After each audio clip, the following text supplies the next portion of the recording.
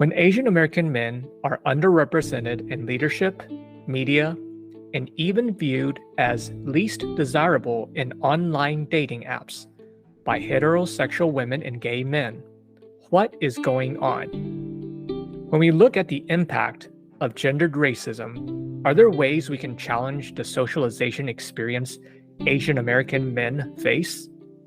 How can we intervene at the practice, advocacy, education, and training level? Welcome to People of Color in Psychology, a show that explores mental health topics specific to culture, diversity, and communities of color. I am your host, Jack Zhen.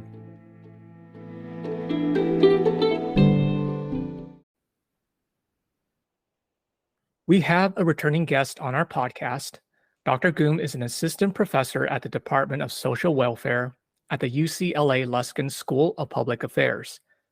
As a social justice-oriented scientist practitioner, Dr. Keum has developed a career committed to investigating and addressing discrimination and oppression as social determinants of health and mental health disparities. His research examines online racism, intersectionality in Asian American mental health, multicultural and social justice-oriented psychotherapy, and culturally valid and informed psychometrics. So as part of our AAPI series highlighting the work of AAPI psychologists, Dr. Keum will be discussing his most recent work, particularly in the area of Asian American men's socialization. Dr. Keum, glad to have you back and thank you for joining me today. Yeah, glad to be back. So thanks so much for having me again. Now, today we will be discussing a recent study you conducted and what a wonderful paper you have written about it. At the time of this recording, the paper is in press and should be released soon. The title is Asian American Men's Gendered Racial Socialization and Fragmented Masculinity. For our listeners, first tell us a little bit about how did you come up with the idea to this particular work, and then we'll later on go through some of the terminologies that we may not be familiar with. Yeah, glad to. So there has been, a lot of interest in the intersectionality, in the past decade or so. That framework has really unlocked opportunities for us to, look at these experiences, for example, that I will be talking about today on Asian American men's gender racial socialization, in a way that it needs to be looked at, the lived experiences of that. And so, when you start to consider both, gender and race, and of course, there are additional identities that would require additional examination. But if you look at those two major identities for this group, it's apparent that there is a lot of research that's missing in terms of how they have, in this case, how do Asian, American boys and men, grow up in this country we call United States, and how do they negotiate their, gender racial socialization, their position. How do they understand the discrimination that they experience, the gender racism, which I will talk about more later. And so, when we looked at the literature, there wasn't much information on this. As a person who identifies as Asian American, who grew up in either Canada or the US, where there is this, dominant white hegemonic masculinity ideals, how do we develop our masculinity as Asian American boys and men growing up? And just like how that experience is rarely talked about, rarely represented in the media or in other spheres of culture, in academia and in the study of psychology, and particularly men and masculinities, it is largely absent, which is mind-boggling, because this dominant ideal has been around ever since in the inception of this country, and Asian American boys and men have been experiencing them ever since they were represented in this country. And yet there is no research or no specific source where we can go to and start to understand how did it affect us, growing up, because it is definitely affecting how we view ourselves as men, how society views us as men, and that ultimately affects a lot of issues. Now, one of the things that I'd be curious about too is there's already certain masculinity models out there. For instance, the one I remember when I was doing research is the gender role conflict model. In what way is what you're proposing different?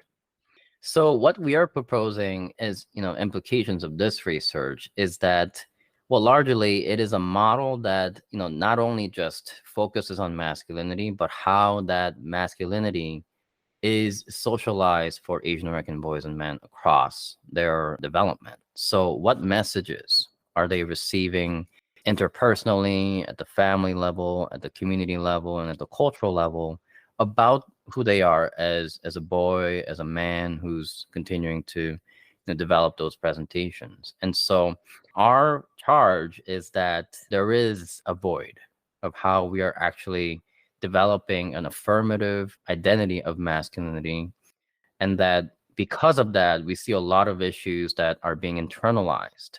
And it does show, in a lot of different aspects in studies where we look at Asian American adults' mental health experiences, and particularly among Asian American men as well. There is a lot of mental health issues that they report, but when we look at some of the more developmental context or the socialization, because these aren't things that just happen one day, right? These symptoms and issues, they don't just develop one day and come out of thin air. It's lifetime of development of issues that have accumulated. And so let's say you go through growing up being bullied in schools, being affected by gender racism, for example, because of the dominant white supremacist hegemonic masculinity ideals.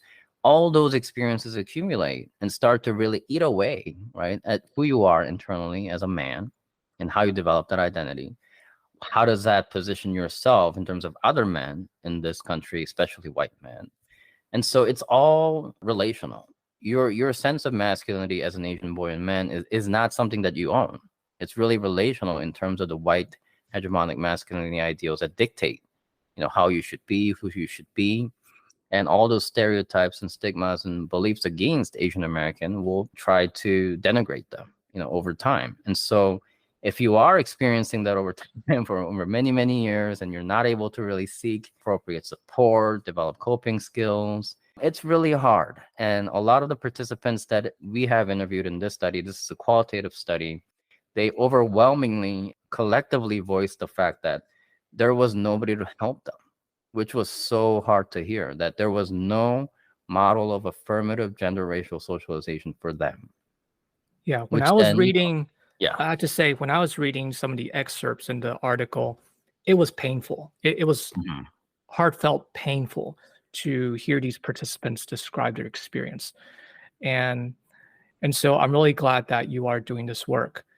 So you also mentioned white supremacist ideal of masculinity. Can you give us a brief overview of possibly what that means behaviorally, and how that doesn't quite explain the Asian American men's experience? A large part of that is, under the umbrella of this assimilation and trying to be integrated in this country, right? Where, naturally, if you came here by way of immigration, the goal for you is to try and integrate yourself, assimilate into the culture that is dominant in the US. And the dominant culture is, white, cultural, norms, and white supremacist or norms are part of that, cultural norm. And so, when you begin to try and integrate yourself, that a lot of Asian American boys and men will face this issue where, well, being Asian is not the main ideal. It actually is the oppressed ideal in this country, but there's a lot of things that make us needing to integrate into the mainstream society. So what that kind of means is that you start to erase yourselves.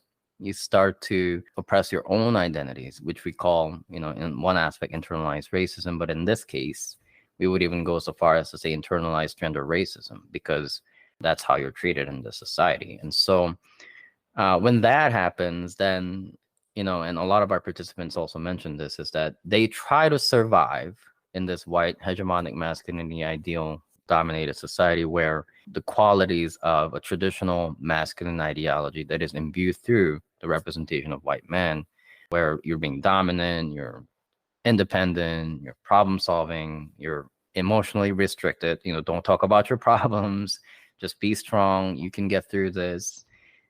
And those are all imbued to be part of this, white hegemonic masculinity ideal. Whereas for Asian American men, the opposite is kind of used to maintain those ideals, which is that they're timid, they're passive, they're not leadership material, they lack charisma. They are not good in sex, they're unmanly, they're not desirable as romantic partners. And we've seen that time and time again in mass media and all these contents that, continue to portray Asian American in those ways. And so that kind of influence is kind of the juxtaposition that happens between those two ideals. And for an Asian American boy and man growing up in this country, that is going to be largely in interpersonal individual levels. You're going to be experiencing a lot of gender racism, which is that you might be treated as, unmanly, not fit for leadership positions. You're going to be emasculated. We hear this a lot, right, in popular media culture, where people are like, "Oh, I don't date Asian men because they're just not manly. They're just not fit to be a romantic partner." And so the question is, what makes you say that, right? What is going on when you say that? And it's all systemic, right? All of this socialization that we all go through, it's not just Asian American men who experience that. Everybody kind of gets socialized into this ideal where, from early on, they're kind of sent this message: yeah, Asian men are not manly, don't date them. And that gets translated into many different interpersonal experiences for Asian American men. But so that is a large part of how integrated into every facet of the Asian American boy and man experience, which we have some research on. For example, there's more research on gender racism that's beginning to come out. But when we look at the more longitudinal and developmental socialization, or the contextual aspects of how this, permeates even at the age of early childhood, there was nothing there. And which is quite honestly very concerning for me as a person who is really interested in this issue, because how are all the Asian American boys and men surviving? What are they doing, right? Because internally, something's going on, but we don't know that yet. And, some of the more alarming statistics that are coming out recently is that a lot of suicidal ideation and completed suicides are going up in Asian American emerging adulthood, particularly among Asian American men as well. And so what is going on internally? There's a lot of internal shame. There's a lot of internalizing of these issues. And without proper affirmative support, what the outcome might be. Yeah. I guess thanks for defining what is gendered racism and walking through that process. And so tell me a little bit more about this paper. And I think one of the question I have is, can you define what is a fractured masculinity? Yeah, so that is the conceptualization that we began to see as we were synthesizing some of the findings. It's this concept that what appears to be a really juxtaposed masculinity, if you will. So fragmented is another word that we use because it feels like it's just unstable. Because, for example, the boys and men they grow up, right, trying to survive within this white hegemonic masculinity ideal by way of trying to be more white, trying to be more like white men, right, trying to, integrate into those norms to survive in the society. And yet back home in your families, in your community, you're expected to be the Asian boy and man, in your own ethnic cultures and community. And in those instances, you also try to have to be, say for me, I have to be aware of the Korean cultural norms, what it's like to be a Korean boy or a man. But what happens is that those kinds of juxtapositions, on one hand, in the society, you're not accepted. You try to integrate, but you're ultimately, not validated or accepted as being an Asian man for all the reasons that we talked about. And then in your ethnic community or in your families, you're also sometimes participants. What they have reported is that you're dinged for trying to be too white. You're like, well, why are you trying to be too white? You're a Korean boy or a man. You should know these cultural norms and values. And then you go out into society, but you have to then emulate, a white person. So you're kind of caught in this kind of bind, right? And so over time, what the participants have, reported is that they just don't have a good sense of who they are as a man in the society. They just don't feel grounded in this, masculinity that they have. And so, what the end result is that there is a lot of identity issue at play. And we know that in psychology, a lot of those identity issues are foundations for mental health issues, behavioral risk symptoms. And so it is kind of very concerning that a lot of men have reported being in this kind of fragmented space. And with that, I think the most concerning thing is that it's all internal. There is not a lot of help that they're looking for and not a lot of help that's being given. Because, as you know, probably is that a lot of Asian men are traditional as well in terms of masculinity ideals, and a lot of cultures socialize them to be, don't talk about your problems, just work harder, study harder, especially here in the United States, right? When you experience discrimination, ignore it, don't do anything, just work harder and study harder. Just go to a good college, become a doctor, lawyer, it'll solve things. No, it doesn't solve things. So you experience more of them as you go into Yes. these Yes. spaces. And so, that kind of socialization has been also a big theme among families in Asian American communities, Yeah. where it's Now, just not helpful. and I think this is so powerful. Is it actually kosher for me to share an excerpt from your Sure, yeah, paper? go ahead. Okay, Yeah. just so I think this is very powerful as it's written, and I hope people can access this article. In fact, we'll include this in the show notes. So it's written, one of the participants stated that he grew up hating himself given his parents' white supremacist socialization practices. And the participant goes on to say, Mhm. my parents are fully bought into white supremacy. My mother went to an English Catholic school in India. She'll never admit this, but I'm pretty sure she feels inferior as an Indian. And my grandparents, some were kind of pro British and some were anti British, but just being South Asian. The colonization narrative is huge, and Mhm. many Indians have bought into that idea that white is right. When I read that, that was so powerful and painful. Mhm. It's an erasure of an identity. And I think what's very beautiful about the way you did the study is it wasn't just East Asians. And I really want to bring that out, Yeah. just trying to capture the representation of different Asian Americans, which is why I think it's powerful for me to share that. So, how did you go about recruiting these participants? What were the questions asked? Was it just, hey, we're going to do a study on, Mhm. examining gender socialization in Asian American men? Can you walk us through that? Mhm. Well, first, before I get there, just a quick note is that, and because you brought it up in this excerpt, and I think it's a great point about the colonialized histories of some of these, Asian countries, is that, what we talk about here, we're not trying to necessarily blame, right, the families or the men who are socialized or believe in some of these ideals.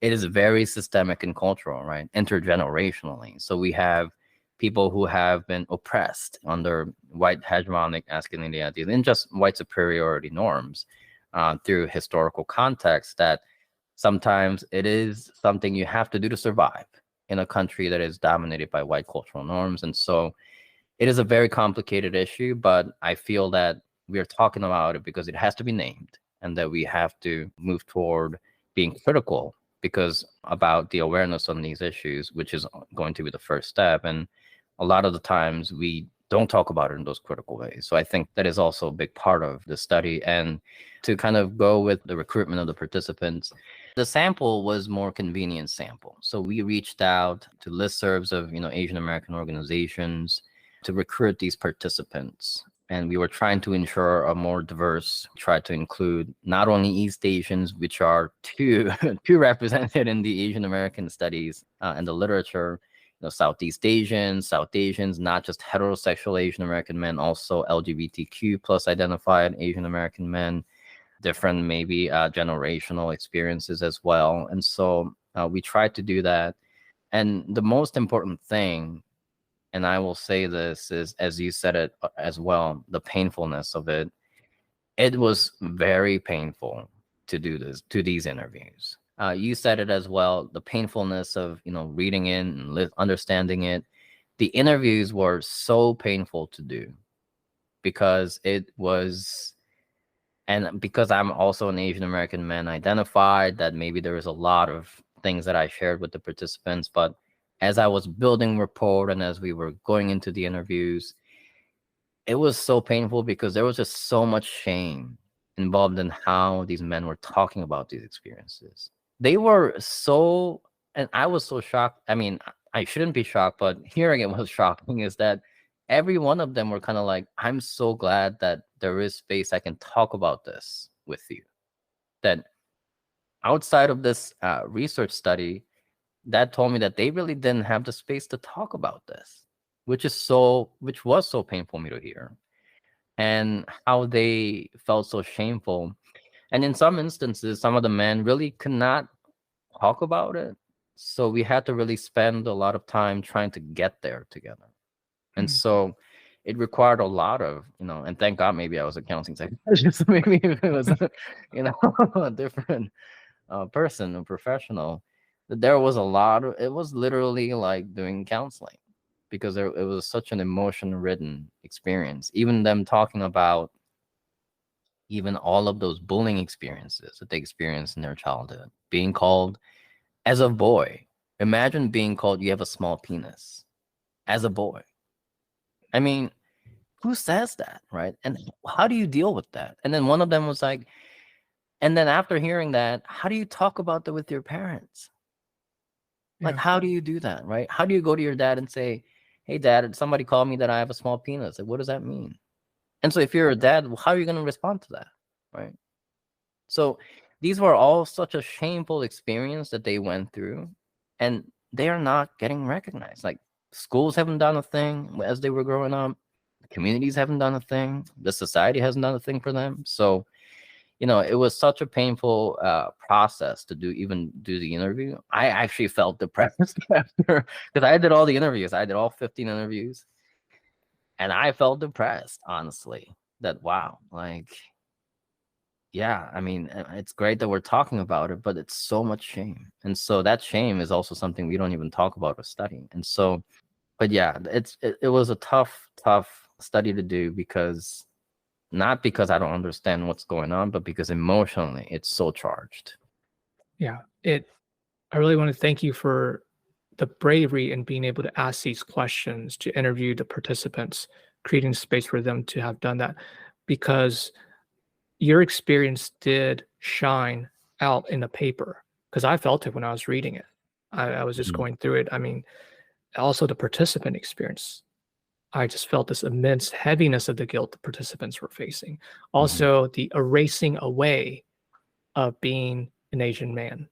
Right. Yeah, yeah. Mm. And so you did the recruitment, you did the interviews all on your own. And so can you tell me a little bit about some of the themes you picked out, or what were the findings? And eventually later on, we'll get to some of your recommendations, because I think Mhm. that's some of the key pieces that we'd like to highlight for our listeners. Yeah, so once the paper is officially out, and it will be out in the next, couple of weeks, published online in the Counseling Psychologist, but we also created this nice little artwork, that kind of organizes the themes. And so there's a graph for that. But the general gist of it is that we have laid out at different levels the socialization messages that these Asian American boys and men have recalled. And that starts at the individual interpersonal level, up to the parents, guardian, and family level, and then up to community and institutional level, and then finally the cultural and ideological level. And it's literally, we created this diagram because this is probably, and if you think about, the more widely accepted models, such as the Bronfenbrenner's ecological systems theory, that doesn't apply to Asian American boys and men. And the Black scholars have also, heavily criticized that model, because race is not built into that model. When you think about how boys or a child develops in the society according to that model is very much ingrained with the white child's experience. And so if you start to factor in the race and the gender, perspectives, and how those, what are the experiences of the racially, minoritized individuals in this country, this diagram, I think, better represents how a particular Asian boy might be navigating and going through their life, starting at their early childhood. So, for example, at the individual level, we have things like how they have to start erasing. And this is all based on the participants' reports, how they have to survive by erasing their Asian American manhood and try to be more integrated into the white cultural norms. They rarely experience affirmation. So they do report affirmation, but Normally, we would just say, oh, there's affirmation, and that's the theme we found. No, the theme is that there's rare experiences of affirmation, which is that they rarely get affirmed or validated for being a good boy or a good man according to society's standards. A lot of interpersonal gender racism at the individual level, not only in their friend circles, romantic interests, but also in family. We've had participants tell us that sisters and moms have actually conducted gender racist things to them as they were growing up. A sister might say things like, all Asian American men are boring. Oh, I mean, so imagine hearing that from your sister in your family, right? So what that tells us is that, again, like the permeation of this white hegemonic, white supremacist masculinity ideals is not an easy thing to handle, right? It permeates in our families too, especially if the family is not critically aware of these issues. It's going to affect how everybody functions in those dynamics. And then as we get into the family level, there is, again, at the family level, there's, inacceptance of Asian men, as we talked about. And then the big thing was that there was a lot of silencing of what the gender racial experience is like for an Asian American boy or a man. So as I talked to you before, when they went to their parents and said, so and so did this to me, like the small penis example that I talked about before, complete silence. They don't want to talk about it. They're simply saying, just go and study, just go and do better, right? It's almost like you're the problem, right? Society is not the problem. You're the problem. No, but society is the problem. You're not the problem. Participants rarely reported receiving that kind of affirmative message.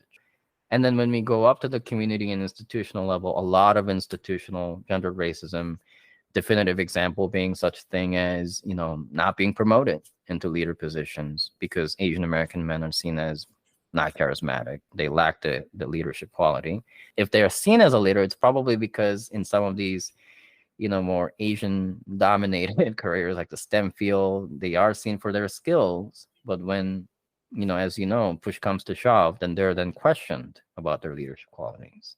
We also saw a lot of mass media and popular culture erasure and underrepresentation and misrepresentation of Asian American men, and particularly the geographic and neighborhood influence as well, where boys or men who grew up in areas where it's white, predominantly white individual communities, they have felt even greater erasure of themselves, even greater internalization, even greater isolation of who they are as an Asian man.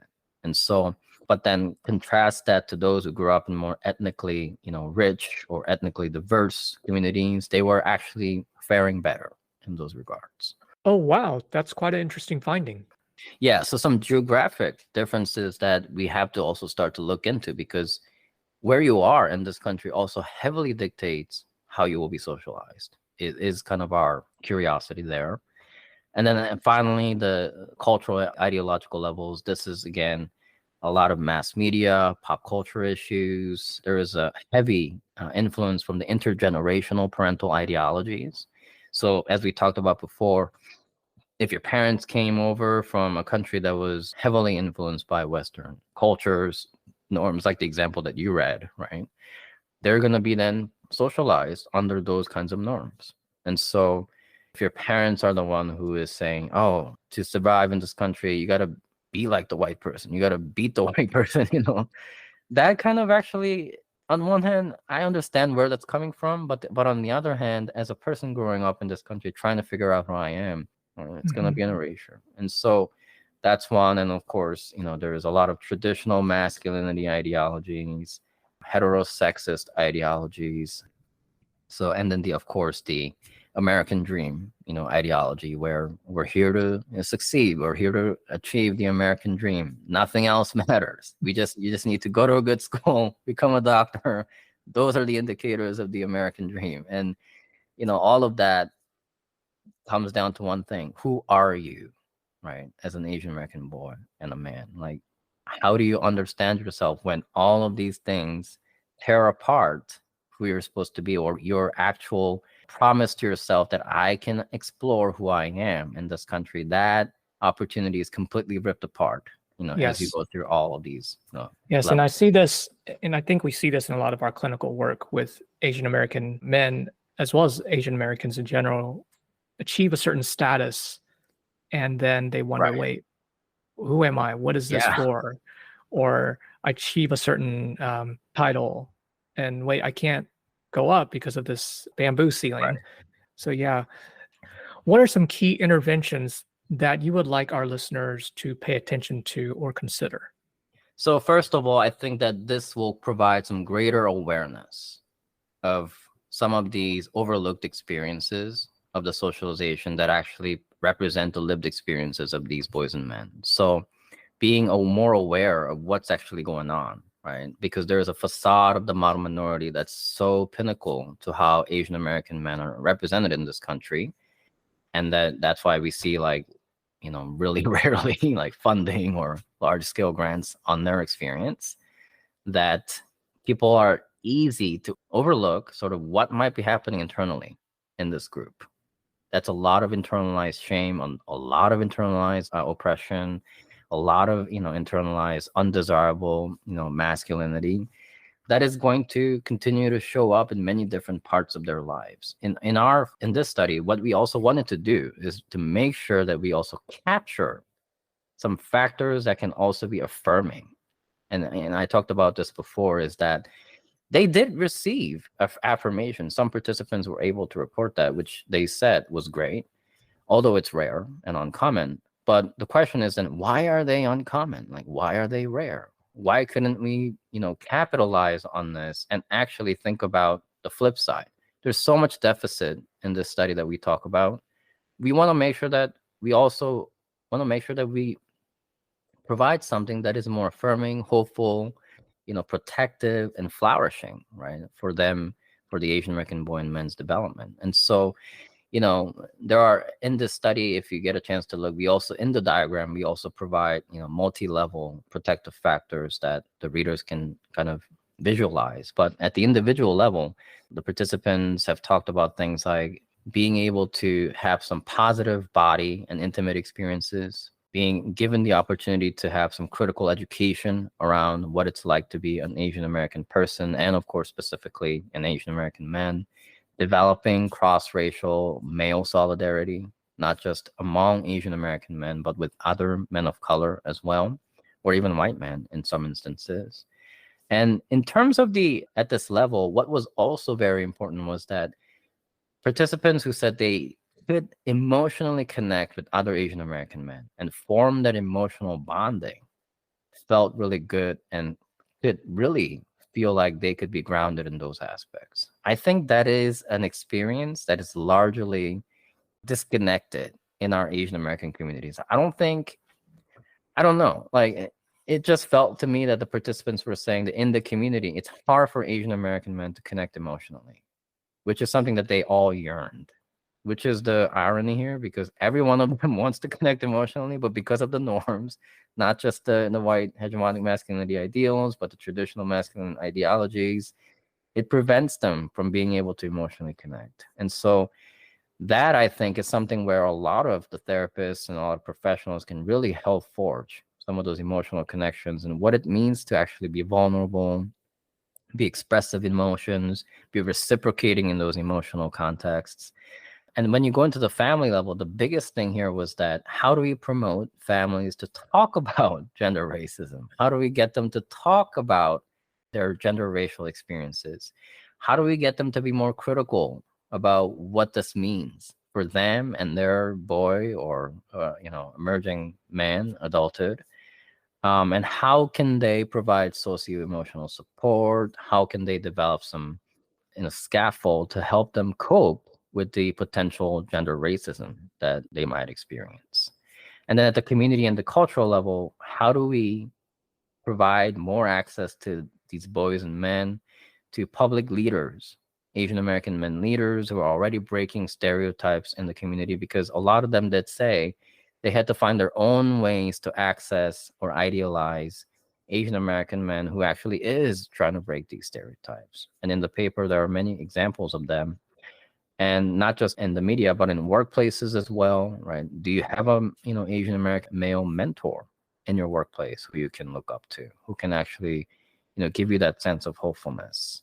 A lot of men also talked about being able to travel back to their country of origin was really helpful because it actually gave them a sense of pride, a sense of foundation that, oh, wow, yeah, all of this is there. There is a country where that they do actually affirm a lot of what I have. And, being able to have that experience early on, I think was really helpful for them.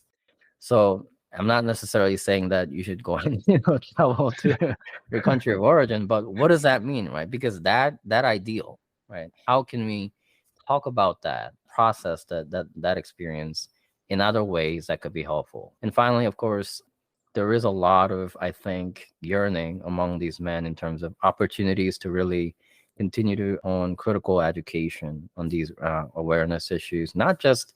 And here's one thing that I will say is that a lot of the men said this happened for them in college. It did not happen for them at all until they hit college.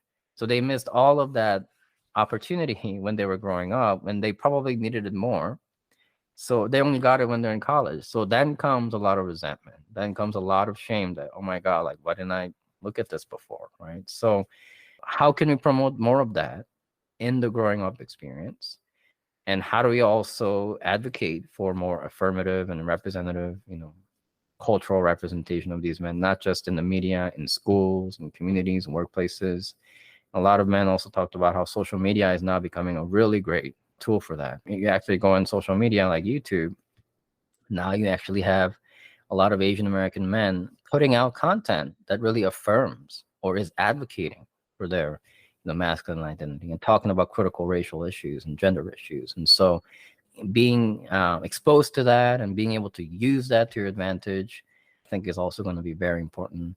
And so in those contexts, I think that mental health professionals and other professionals should definitely take note of that, because it is ongoing and it's not something that can be solved, right, as you know, but it is a lifelong kind of negotiation that we have to go through as Asian American boys and men as long as we live in this country, and even beyond this country. Like the norms are pretty oppressive, and so the white hegemonic masculinity ideals, and so that constant reflection and work, not just individually, but by other parties, the family, the community, the media, has to all happen. Because, and that's the last thing I'll say here, is that every one of them was like, why do I have to do this? Why am I put in the position of needing to survive like this? Why isn't nobody helping me? Why is my family also overlooking this experience? Why are schools not doing anything? Why is my workplace continuing to treat me this way? So, yes. Well, you and I know that some of this is probably the whole model minority myth. Right. That also plays a big factor into this. And, just I think what they're trying to say is that we are tired of just trying to survive on our own. There needs to be more done around us to advocate for our affirmation. And I think in today's society because, even a decade ago, I think psychology was so individual, that it was so intrapersonal. Like, you have to do something. What can we do? What are some coping skills you can develop for yourself? That's great. That's fine. But that doesn't solve the issue, right? It just prolongs the resolution. And so I think we are at a really, interesting time where a lot of transformations are happening in many parts of our society, where I think in this case too, I think we need more societal transformations, and we're beginning to see some of that, but we really need to go strong force on that. Yeah. All right, Dr. Keum. Well, thank you very much for your time and sharing this fascinating and important study. So let's see, any last thoughts? No, I think I really had a really passionate time, talking about this. So I really thank for the opportunity to do this. And, I'm glad that this paper is coming up, but more glad the participants' experiences are being represented, that, their stories are being told, and it's going to be more represented in the literature. And I hope that this opens more doorways to really study ways to provide affirming, right, socialization for the participants, and of course the broader groups as well. All right. Well, thank you very much for your time, Dr. Keum. It was a pleasure. Thank you.